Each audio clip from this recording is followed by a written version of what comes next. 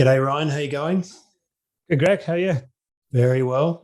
Thanks for joining us on Insider today. Uh, Wanted to chat to you because we've had some very big moves in the Bitcoin price over the past couple of days, and wanted to just get your thoughts on it and see how you're looking at the market now, seeing how you're playing it, what's going on. Yeah, so obviously over the last 4 or 6 weeks we had Bitcoin coming off its highs pretty dramatically, and it bounced off $30,000 a couple of times, and then it was heading back under 30,000 late last week, and it looked a bit scary for a bit. It looked like it was going to drop below 30k, and then a lot of fear in the market was saying we're going to hit early 20s and the like. And instead, as tends to happen when everyone's scared, it did the opposite. It bounced off 30k for the third time, which is really, it's like a triple bottom. And after that, it sort of edged up over the weekend. Then on Sunday, we had a huge short squeeze where it moved from like 36,000 up to 40,000 within a matter of minutes almost. And since then, it's dropped back down again. It's about 37,000 that I'm talking here. But it feels, and this is just general feeling from looking at the moving averages and kind of things I look at, it feels that we've escaped the worst of the falls, and at the very worst that we could go sideways for a bit here. It feels like the 20k calls for now at least seem to be not going to happen. Obviously in crypto everyone swings from crazy scared to crazy greedy very fast, and it's probably unlikely we'll shoot up overnight back up to 60k, but it looks like there's definitely more volumes coming in now. The funding rate, which is an indicator of sort of bullishness in people who are trading, has gone up a bit as well. So it definitely looks like a really interesting time to pay attention to what's happening in Bitcoin. Yeah, certainly from a charting perspective, and I'm going to I'll put a chart in this sort of issue of Insider just so everyone can see that there. But from a charting perspective, looks really, really solid at that 30,000 level. Just out of interest, and that dip below there, I think it got to maybe 28,000 just last week. Was there any particular rumor or particular reason why it dropped down and everyone sort of freaked out at that point? Lack of buyers. Nah, it just really. Wow. It was, if you follow crypto, if you follow Bitcoin, there's been a barrage of negative press, all the way from since it started falling. Say there was, first of all, there was Elon Musk saying that, Bitcoin was bad for the environment. And then you had the strange thing saying that China getting rid of cryptocurrency was bad, even though before everyone said dirty Chinese Bitcoin miners were bad for the environment. So you had a whole bunch of that. You've had a bunch of people going around saying, "Oh, regulators are going to crack down on everything crypto," and you've had the usual people saying it's all a fraud and it's going to zero. We had our own Australian billionaire last week saying the same thing, and so there was a barrage of negativity. And when prices are down and everyone's negative, it's very hard to be brave and buy in. Yep. And so that's what made that move from 30k all the way to 40k so explosive and potentially something to keep an eye on, because with all that negativity, when everyone said, this is going to zero, for it to make a move the other way suggests, well, there was people ready to buy. And when they came in fast. And that suggested there was a lot of people also waiting on the sidelines, waiting to buy as well. And maybe they panicked, bought back in. They're probably hoping for lower prices, but they came in a bit higher. So I don't think there's any general news behind it. Some people try and pin moves on Amazon rumors or any sort of rumor, but I think in this case it was just genuinely all the people who wanted to sell had sold, and then when people started buying, there was a bit of a mad scramble to buy. Simple as that, really. Simple as that, yeah. I think so, yeah. And so with the way your sort of trading service works, how are you playing this situation? And I know part of what you do is not necessarily just buying and holding Bitcoin. You tend to take a core position in Bitcoin, but there's also altcoins involved as well. So with this sort of latest resurgence in Bitcoin, how are you playing it? Yeah, so the way I try and play the crypto market is to work out one simple question. Is it better to have my crypto portfolio in Bitcoin, or is it better to start taking some positions in promising altcoins? And at different stages of the cycle, sometimes it's good to be in a whole bunch of altcoins because the gains you can make in the altcoin space are ridiculous. But at other times, the money's flowing into Bitcoin at the expense of altcoins even. And that's sort of what happened in this recent Bitcoin move. I look at a chart called the Bitcoin Dominance Index, and it basically says how much the market cap of Bitcoin is in relation to the whole cryptocurrency market.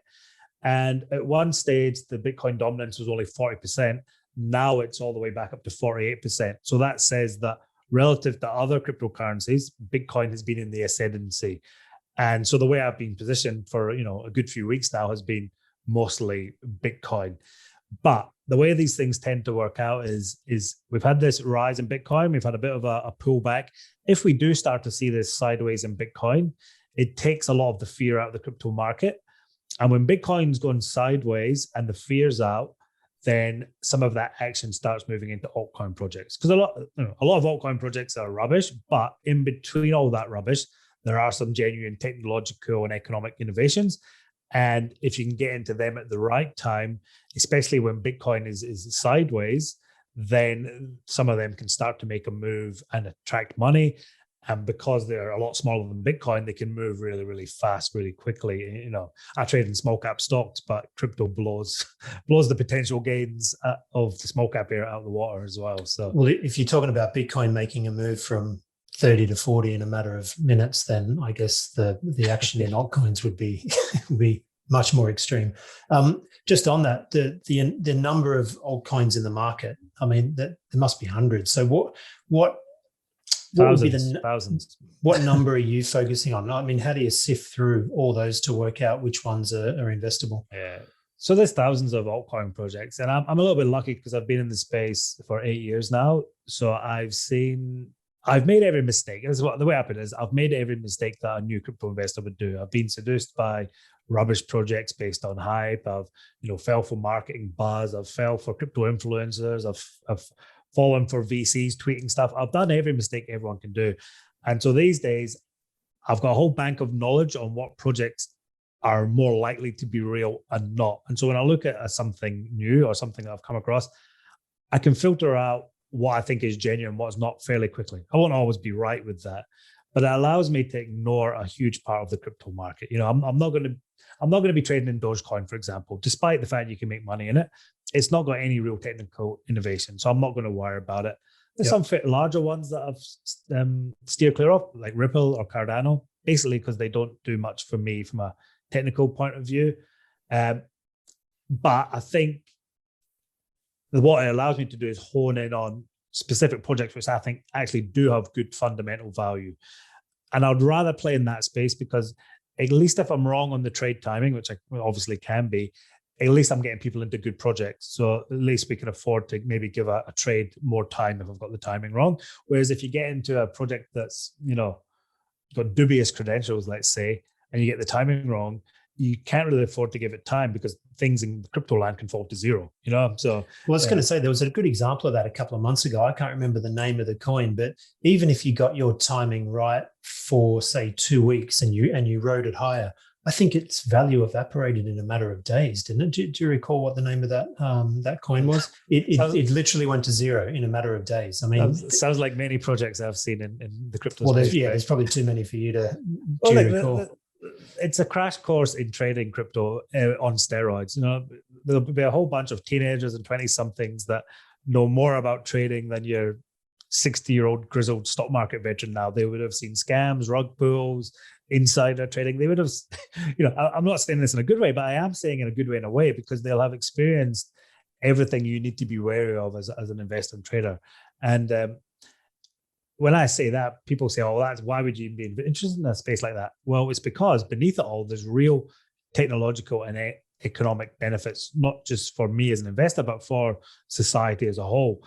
And the key, therefore, becomes saying, "Well, here's this market, and how can I filter it so that I'm only looking at good projects? And then how can I time my trades to make the most of my capital?" And when you're trading crypto, the good thing is because the gains and offer are so extreme, you don't need to have 50% of your net worth in it.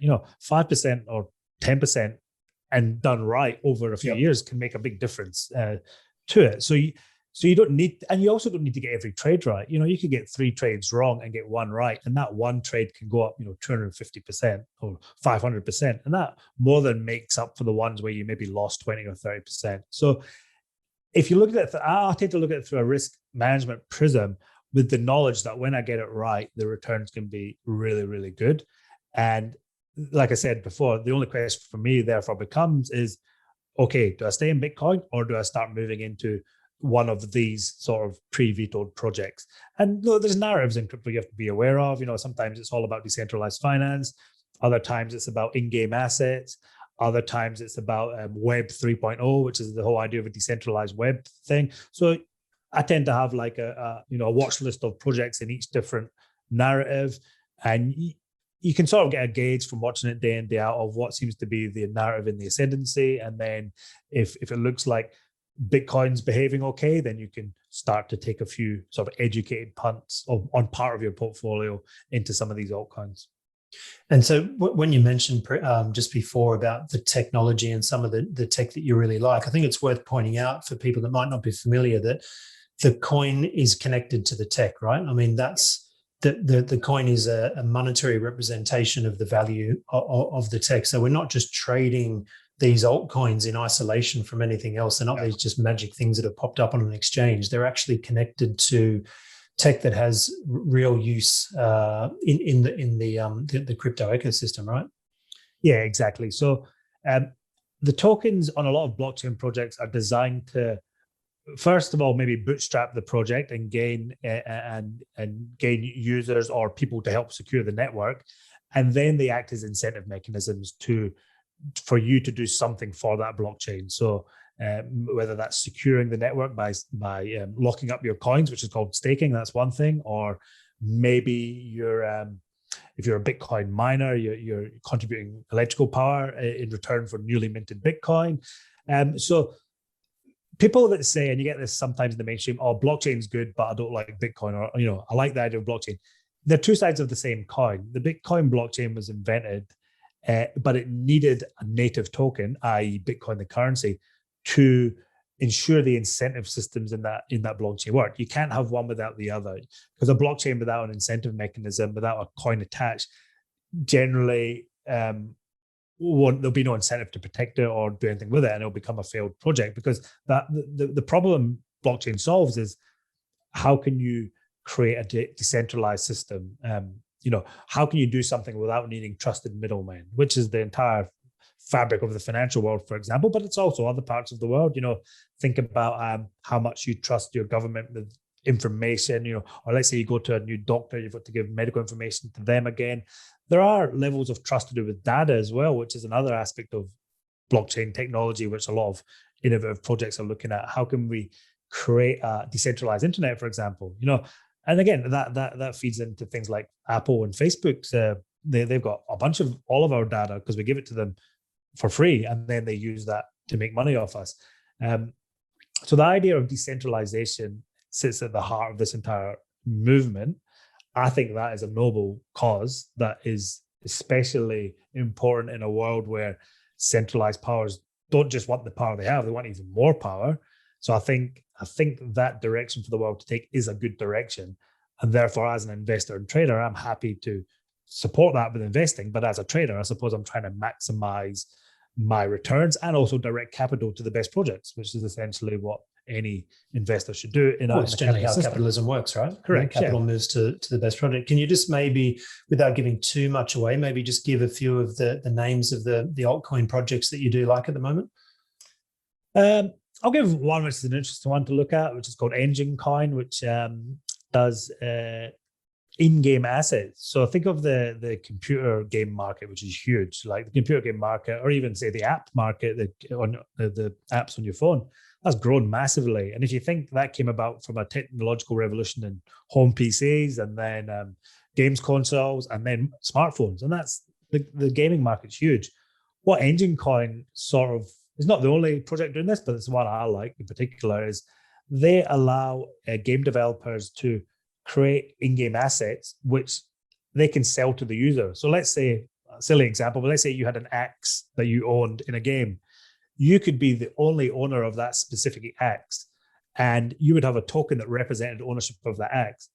And even cleverer, you could potentially take that axe over several different games with you. And this, I don't know if this sounds frivolous or not, but there's a huge market of teenagers selling each other these, what are they called? Axes, yeah, or whatever. They could be skins. So non-fungible tokens is the name for them. They're tokens that are non-fungible, so they're not the same as any other token. And those things have actual value. I think, there's been some art pieces, for example, that have sold for millions of dollars. And it sounds frivolous, but when you look at it through the technological lens of how big the gaming market is, and then how big this peer-to-peer system of selling in-game assets already is, Engine Coin is a project that basically is creating an ecosystem for that to happen. So what I like about that is they're creating a blockchain ecosystem which any game developer can tap into. So yeah, right now you might get indie game developers using it, and they might use that to bootstrap a project. For example, they might say, "Hey, we're going to sell a bunch of spaceships up front, and you'll get the only one that gets this one, or there'll be a limited edition of these ones," and they'll use that to bootstrap their own project, which is pretty cool because that's a new way of funding a project. But later on in time, you might start seeing some of the big games companies like EA Sports and all that selling other aspects of their games, and then you're going to have this whole bunch of trading in-game assets. So they'll be introducing like teenagers and 20-somethings the idea of trading stuff or buying something of value, or it's just a really interesting space to look at. And it's not. There's a lot of other projects which have to do with decentralized finance, which are super cool and super interesting. But that in-game assets one is a project that, it's nothing to do with finance, but it's showing how blockchain technology can be used to change the economic dynamics of an industry, which I think is really interesting. Well, just from an industry perspective, I read a fund manager's note just a couple of weeks ago, and one of their main themes that they were looking at over the next 5 to 10 years was growth in gaming. I mean, it's already grown massively, but I guess what you're saying with this really focused technology on it, it's only going to get bigger and bigger. And I think that goes for the whole crypto space as well, because more and more of, I guess, our everyday lives in terms of technology is going to migrate towards these platforms and the crypto ecosystem. So some really, really interesting things. So I guess what you're saying is you're not just getting trading ideas, you're getting insights into how this new world of crypto is working as well. Exactly. And I've always said that the thing about being into cryptocurrencies over the last 8 years is it's actually made me see how other industries work, finance, for example, how money's created. It's made me explore ideas. I mean, I was investing in finance for my career before all this, and yet I didn't have a clue how any of it worked. I was a professional, advisor. You don't need to know how any of that works in that world. It's only when I got into cryptocurrencies that I thought, I started looking at, how does the bank work? How does that work? Where does that money come from? How does the central bank work? And then even stuff like gaming. Well, how does the gaming industry work? What are the economics of gaming? How does the distribution in gaming work? Once you start going through these rabbit holes through individual cryptocurrency projects, I mean, I've even been looking at the art market and stuff like that, stuff that would never be on my radar. I think, how does the art market work? That's a really interesting market to look at on a number of levels as well. And so that's the good thing about cryptocurrencies is that this one simple change, which is changing the dynamics of an industry from being one that relied on centralized parties to one that could be decentralized and peer-to-peer, changes so many aspects of the economics of that system. And that any time the economics of a system change, there's opportunities if you can work out, where those changes are occurring. And I think, by the sound of things, there's plenty of opportunities on the trading side as well. So just on that note, mate, I think we'll leave it there. Thanks very much for chatting with us today. No worries. Sounds good. And thanks for listening, everyone. We'll catch up with you again soon.